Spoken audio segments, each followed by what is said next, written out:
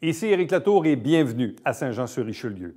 Vendredi dernier, le 17 mai, s'est tenue une très courte assemblée spéciale, un vendredi matin entre 9h et 9h15, où on a eu quorum, le temps où Mélanie Dufresne était sur place, et après quoi, il n'y a pas eu quorum. Mais bref, il y avait 2 items qu'on devait voter absolument. Et dans cette émission, on va également revenir sur quelques extraits de la séance régulière qui, elle, s'était tenue un peu plus tôt, le 23 avril dernier. Mais on commence par la spéciale de vendredi dernier.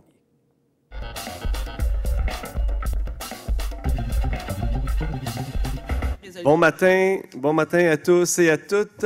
Merci pour ceux qui nous suivent sur YouTube. Merci ceux qui nous écoutent en rediffusion. Merci aux nombreux citoyens dans la salle ce matin. Donc, bienvenue à cette séance extraordinaire du Conseil municipal de la ville de Saint-Jean-sur-Richelieu du 17 mai 2019, 9h. Donc, mon nom est Alain Laplante, maire de Saint-Jean-sur-Richelieu, et je déclare cette séance ouverte. Donc, juste pour vous expliquer, nous avons convoqué aujourd'hui cette séance extraordinaire pour une raison essentiellement administrative. Nous devons voter une résolution pour pouvoir bénéficier d'une subvention du gouvernement du Québec dans le cadre du programme Rénovation Québec 2019-2020. Donc voilà pourquoi nous sommes ici ce matin. Donc, proposeur de l'ordre du jour. Oui, Monsieur le maire, je voudrais juste mentionner que j'ai à peu près 5 minutes pour passer les 2 résolutions. Donc, je sais qu'ici qu'on est juste au niveau du quorum, mais moi, je dois absolument quitter pour le travail après les 2 résolutions. Parfait. Donc, proposeur. Je propose. Madame Marcoux. J'appuie. Monsieur Auger, qui demande le vote. Adopté à l'unanimité. 3. Mandat à une firme d'avocats afin d'obtenir une ordonnance de démolir et ou nettoyer les décombres de l'immeuble incendié au 295 rue Richelieu. Donc, c'est l'immeuble incendié en avant du Capitaine Pouf. Oui, Monsieur le maire, alors je propose que soit autorisé l'exercice du recours judiciaire approprié enjoignant aux propriétaires de l'immeuble situé au 295 rue Richelieu de procéder aux travaux de démolition et ou au nettoyage des décombres du bâtiment qui a été l'objet d'un incendie, le tout à ses frais, et pour obtenir toute autre ordonnance jugée pertinente en lien avec la démolition et ou le nettoyage de l'immeuble incendié. Qu'un mandat soit accordé à la firme Dunton Rainville, avocat et notaire pour représenter la ville et préserver ses intérêts dans cette affaire. Que l'avocat de conseil soit autorisé à signer tout document nécessaire à l'exécution de ce mandat et à mandater tout autre professionnel dont les services seraient jugés nécessaires dans le cadre de l'exercice de ce recours. Qu'une dépense de 25 000 $ soit autorisée à cette fin. Merci. Monsieur Auger, appuie. Quelqu'un demande le vote? Non. Adopté à l'unanimité. Point 4, adhésion au programme Rénovation Québec 2019-2020. Proposeur. Je déclare être en conflit d'intérêts. Je me pose la question, si on a un immeuble qui est concerné par ce secteur-là, est-ce qu'il faut déclarer notre conflit d'intérêts, même si on ne demande pas, on ne fait pas la demande de ça? J'ai une demande de subvention qui est... OK. Monsieur Bessette, donc, mentionne son conflit d'intérêts. Il va s'abstenir de voter sur cette résolution-là. Est-ce que quelqu'un propose? Oui, je propose que demande soit faite au gouvernement du Québec d'accorder à la Ville de Saint-Jean-sur-Richelieu le financement requis au montant de 400 000 $ pour la poursuite de ses objectifs en matière de subvention à la rénovation, au recyclage et à la construction résidentielle dans le cadre du programme Rénovation Québec 2019-2020. Que la Ville de Saint-Jean-sur-Richelieu manifeste sa volonté de poursuivre sa participation au programme Rénovation Québec pour l'exercice 2019-2020. J'appuie. Monsieur Michel Gendron appuie. Est-ce que quelqu'un demande le vote? Adopté à l'unanimité. Nous sommes rendus au point 5, période des questions. Nous allons débuter cette période de questions avec Monsieur Luc Lippé.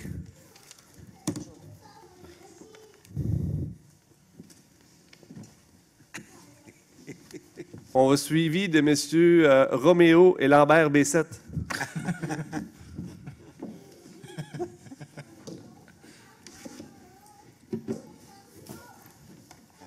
Monsieur Lippé. Bonsoir, Monsieur le maire. Bonjour. Bonjour. C'est bonjour. C'est pas ce soir encore, là. Conseiller, conseillère, salutations. Monsieur le maire, la Commission des affaires municipales vous a fait des blancs et j'aimerais souligner que la Commission Charbonneau a énormément blâmé la commission pour son dysfonctionnement et que ce n'est pas un tribunal sérieux. Quand le maître Lebel et maître Charbonneau ont demandé à la commission, au commissaire qui était là, comment ça fonctionnait, eh bien, le commissaire il a dit qu'il n'y avait pas d'inspecteur, qu'il n'y avait pas d'enquête, qu'ils écoutaient les parties, puis qu'ils rendaient jugement. C'est un tribunal qui a été complètement blâmé et qui n'est pas sérieux. Et la commission, dans ses recommandations pour justement améliorer la corruption dans les villes, puis c'est le gouvernement Charest qui avait nommé la commission, ils n'ont jamais donné suite aux recommandations de la commission Charbonneau. Ce n'était pas une petite recommandation, c'est pour prévenir la corruption. Et dans l'affaire de Chambly, hier, la dite commission ses décisions ont été renversées et sévèrement blâmées. Je crois que c'est la Cour d'appel, sauf erreur, parce que le DG de la ville de Chambly est allé à la commission et la ville l'a sacré dehors à cause de ça. Fait qu'on a une instance judiciaire qui convoque un fonctionnaire, puis la ville, elle sac dehors parce qu'il a fait son devoir de citoyen, il est allé témoigner à la commission Charbonneau. Bien, la ville a été blâmée officiellement et a reçu l'ordonnance de réembaucher le DG de la ville de Chambly. Alors, ce qui se passe ici, là, c'est un peu parallèle à ça. C'est que la commission, c'est n'importe quoi. Ça n'a aucun sens comment la commission fonctionne et les règles sont n'importe quoi et tout ce qu'on a, c'est un juge. Donc, la commission qui vous blâme, je fais le plus vite possible. La commission qui vous blâme, Monsieur le maire. Oui, ça s'en vient.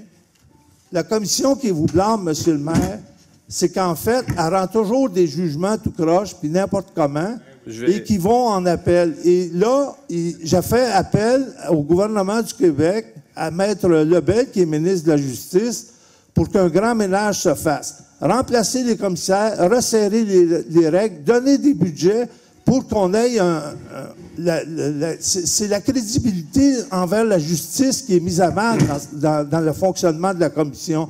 Et vous en êtes une victime. Ça n'a pas de bon sens qu'un tribunal fonctionne de cette façon-là. Et il faut que ça soit réformé. Et j'en appelle au gouvernement du Québec pour qu'il fasse le ménage. Et les journaux commencent à en faire des tas, ça n'a aucun sens. Alors, ma question, Monsieur le maire, est-ce que vous pensez aussi qu'il y a quelque chose qui ne tourne pas rond dans le royaume du système de justice? Non. Non? Non. Vous pensez pas ça? Je vais garder tout commentaire relativement à cette question. Moi, je comprends votre réserve. Vous êtes en cause. Votre question doit concerner la ville, M. Lippé. Donc, est-ce que vous avez une question concernant les affaires de la ville? La ville est allée à la commission, ça, il me semble. La ville est allée en commission, puis la commission a rendu une décision. C'est des conseillers qui ont déposé une plainte à la commission. C'est pas la ville qui a été à la commission comme telle. OK, merci de m'instruire. De toute façon, cette affaire-là, il ne faut jamais perdre de vue qu'elle ne serait jamais produite s'il n'y avait pas eu au préalable le congédiement de M. Grenier, qui est, comme la plupart des gens se sont fait l'idée, et je ne parle pas juste pour moi, que c'est une affaire abusive, puis un règlement de compte, puis une histoire partisane. Congédiement partisan, ça n'a aucune raison valable. Absolument. Je voudrais terminer en disant aux citoyens qui sont là que pour ce qui est de l'affaire de falsification et de la pétition qui circule, vous pouvez aller dans le journal Le Courrier et signer la pétition, puis me l'apporter ici. Et vous pouvez aussi la trouver sur Internet. Vous avez un lien dans l'édition numérique du journal Le Courrier. Et puis, moi, j'en ai des copies aussi. Et si j'ai encore une minute, j'aimerais... Non, il reste 30 secondes. OK, 30 secondes, Monsieur le maire.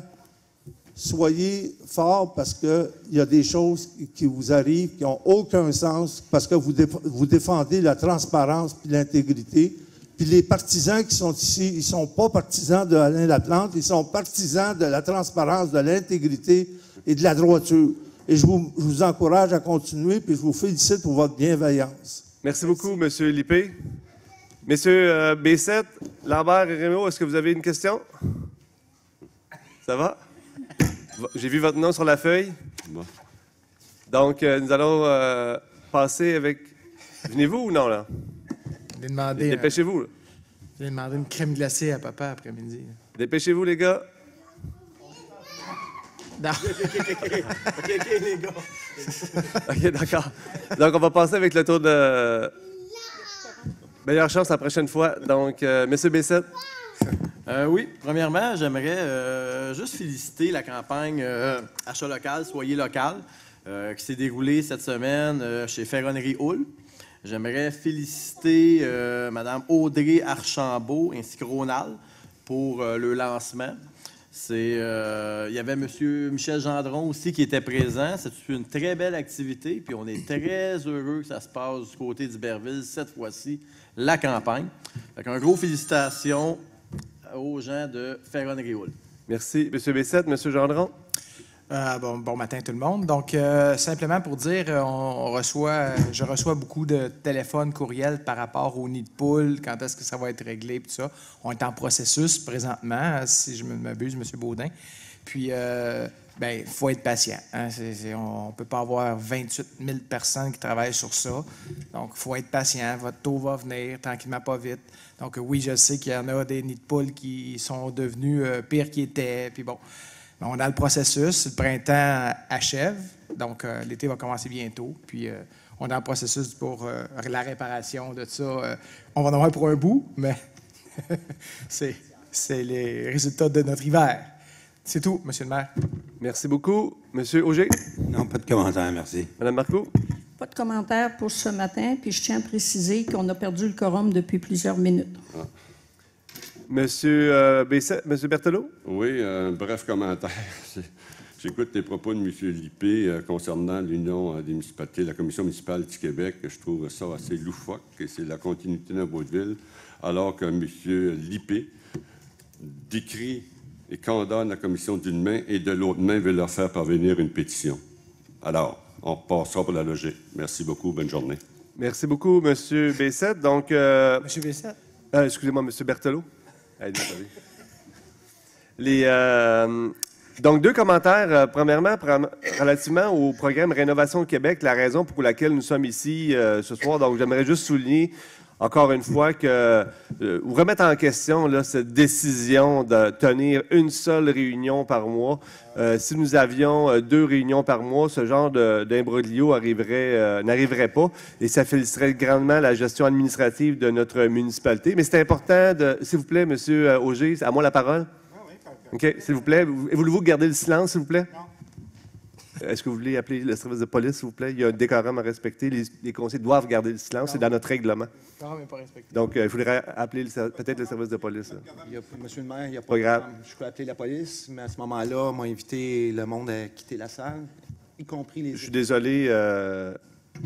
On a un règlement à respecter. Si les conseillers ne veulent pas respecter le règlement, s'il vous plaît, c'est à moi la parole, M. Auger. Donc, c'est important ce matin d'avoir cette réunion-là pour justement aller chercher cette subvention-là de 400 000 $. Donc, la municipalité va également mettre un montant de 400 000 $, ce qui nous permettra de régler environ le tiers des 200 demandes. On a actuellement une liste d'attente de 200 personnes qui sollicitent justement ce programme de subvention-là. Donc, nous allons pouvoir traiter environ entre 50 et 60 dossiers. Donc, c'est important qu'on tienne cette réunion pour cette raison-là. Et on en a profité ce matin pour donner un mandat pour obtenir une ordonnance pour le nettoyage du bâtiment qui a été incendié au 295 Richelieu. Le site, vous allez m'en convenir, vous êtes plusieurs à m'en parler, n'est pas très, très joli et on ne souhaite pas avoir ces décombres-là tout l'été. Donc, on souhaite que ce bâtiment-là soit nettoyé rapidement. Pour ceux qui me parlent aussi du bâtiment incendié en avant de la place du marché, vous avez également raison. On n'adopte pas de résolution ce matin à ce sujet-là parce que le bâtiment, un des 2 bâtiments appartient à la municipalité. On est sur le point, justement, de procéder au nettoyage de ce site-là également. Donc, c'est les seuls commentaires que j'ai ce matin. Donc, levée de l'Assemblée. J'appuie. On ne peut pas faire de proposition, on n'a pas de quorum, M. le maire. Donc, les résolutions n'ont pas valide, là. Je suis désolé, là. Ce que je propose... Non, je suis désolé. Vous voulez jouer à ça, là? Non, je ne joue pas à ça. Je propose, j'appuie, ça ne me dérange pas, mais je veux dire, l'Assemblée est comme levée automatiquement. Au procès verbal, on peut indiquer la levée à partir du moment où Mme Dufresne a quitté. C'est ça. Puis les résolutions n'ont pas force de loi? Je propose ça. Oui.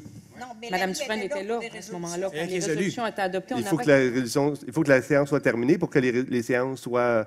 Tant qu'il n'y a personne qui soulève le problème de quorum, la séance peut continuer.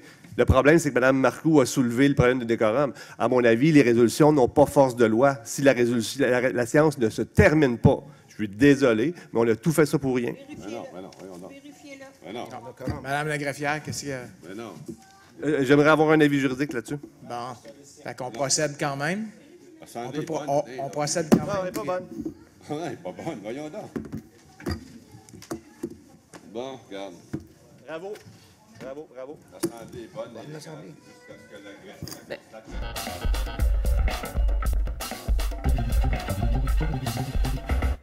Restez avec nous puisque là, on vient de voir des extraits de la séance spéciale qui s'est tenue vendredi matin dernier, assez courte, comme vous l'avez constaté. Mais là, on va présenter d'autres extraits qu'on n'avait pas eu le temps de vous présenter encore, qui reviennent à l'Assemblée régulière du mardi 23 avril 2019.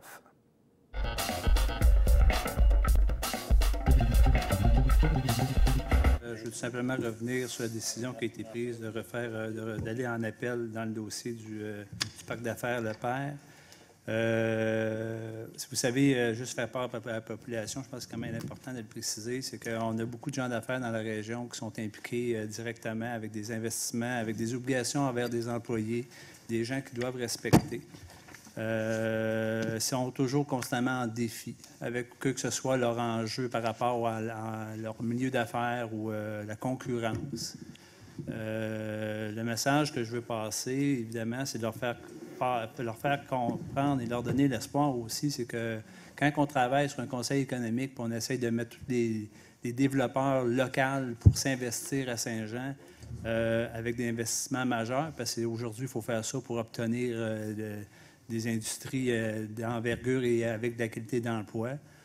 Donc, il faut leur donner quand même une vision, pour leur donner quand même, créer un sentiment d'appartenance dans la communauté des gens d'affaires.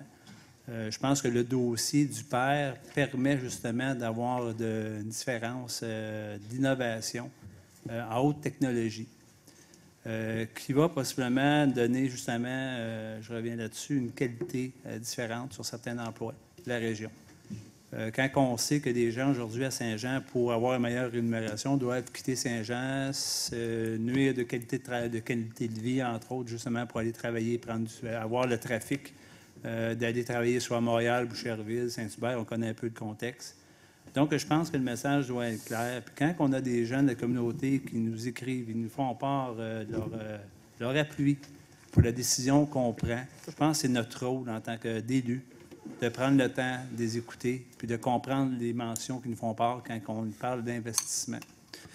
Donc, c'est pour cette raison-là que je pense que la vision est importante, l'investissement est important, les risques sont importants. Ces enjeux-là, c'est eux autres qui les assument, ces enjeux-là. Nous, je pense qu'on a à faire, c'est de prendre des décisions intelligentes puis peut-être d'arriver à des résultats pas mal plus positifs qu'on peut s'attendre avec des projets intelligents et non penser que toujours c'est des catastrophes. Je pense qu'il y a moyen de faire aujourd'hui, on peut se le permettre. Pardon? S'il vous plaît, M. Savard, on ne discute pas avec les citoyens. Bien, c'est possible, monsieur. On ne discute pas avec les citoyens. Donc, ce que j'aimerais, de toute façon, monsieur, la présidente du Conseil économique, Mme Véronique Tougar, m'a donné l'autorisation. Donc, on va déposer les lettres qui nous ont été envoyées cet après-midi pour des demandes de lettres d'appui. Donc, on va les mettre publiques. Donc, si vous voulez avoir l'intérêt d'en prendre connaissance, ça sera votre choix. Donc, je vais les déposer à la greffière.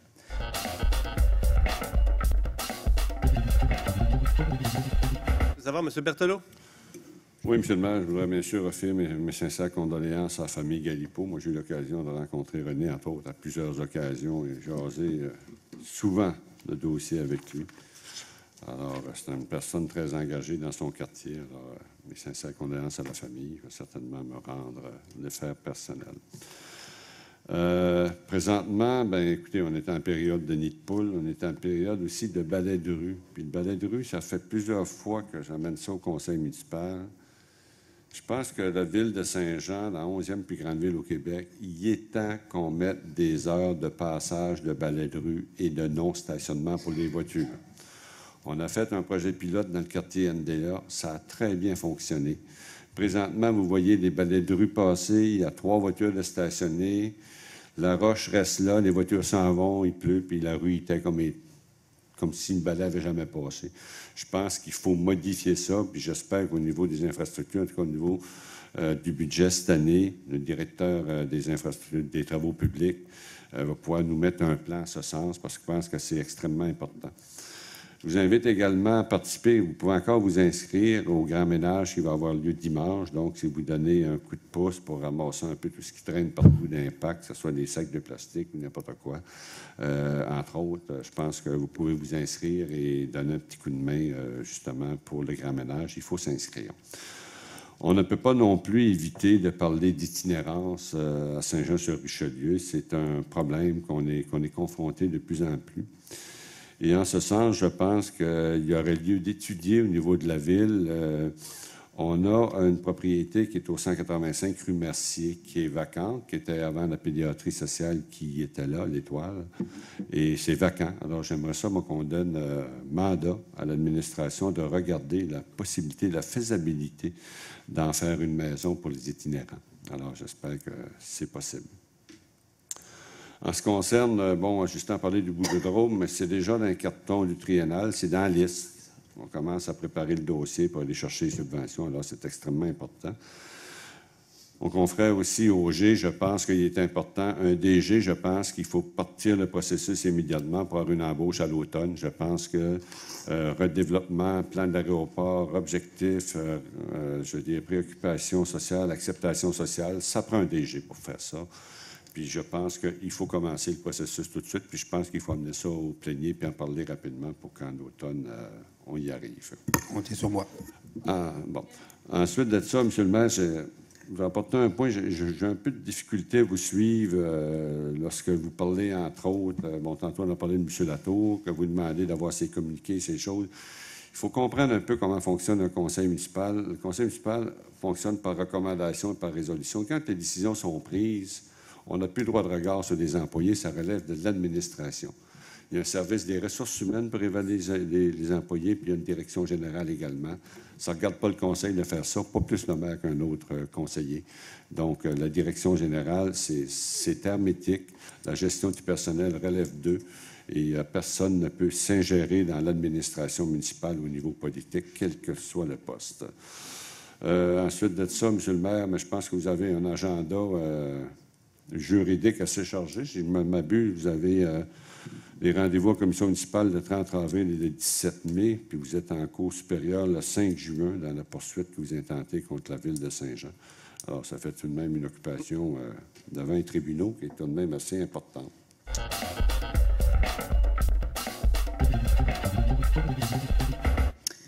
Juste 2 petits points. J'aimerais remercier Mme Marbeau pour les informations sur les poules urbaines.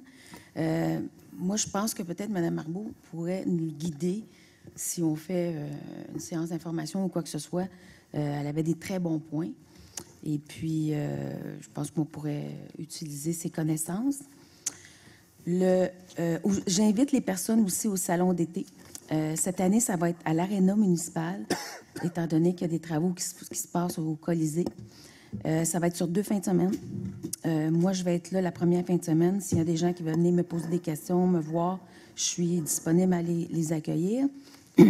Et pour le Boisé Normandie, il y aura une soirée d'information le 15 mai. Les personnes concernées vont recevoir un document pour indiquer l'endroit et l'heure exacte. Et là, on pourra discuter exactement de tout ce qui s'est passé et de tout ce qui va se passer aussi. Merci. Bonne soirée. Merci, Mme Claire Charbonneau. Mme Marilyn.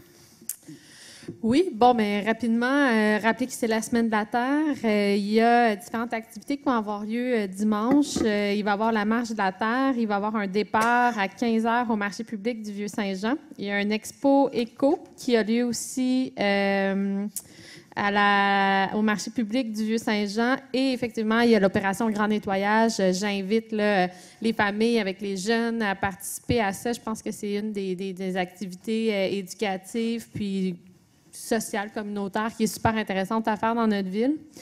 Je reviens sur le point de la Pinède. Effectivement, là, c'est un patrimoine, la Pinède. Je pense que c'est d'un intérêt collectif de conserver la Pinède. La piste cyclable l'île Sainte-Thérèse, c'était un milieu qui était davantage de villégiature auparavant.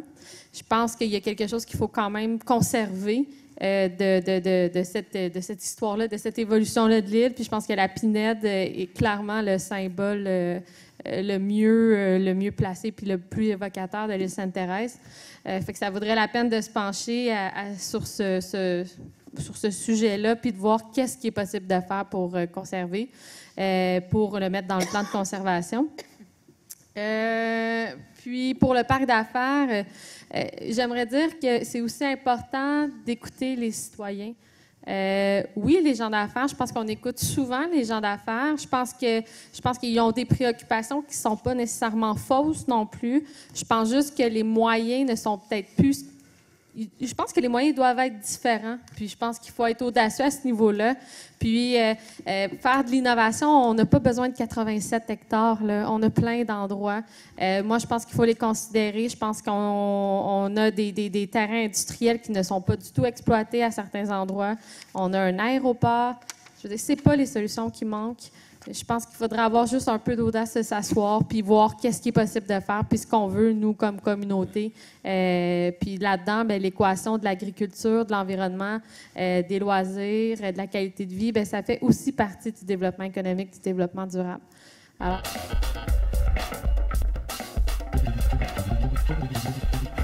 Merci d'avoir été là. On se fixe rendez-vous la semaine prochaine alors que nous allons vous présenter de nouveaux extraits de la prochaine séance régulière du Conseil prévue pour le mardi 28 mai. Et puis nous, le lendemain, mercredi le 29 et les jours suivants, on amorcera bien sûr avec de nouveaux extraits de ce nouveau Conseil. Entre-temps, pour m'écrire, Éric Latour en un mot à commercial tvhr9.com.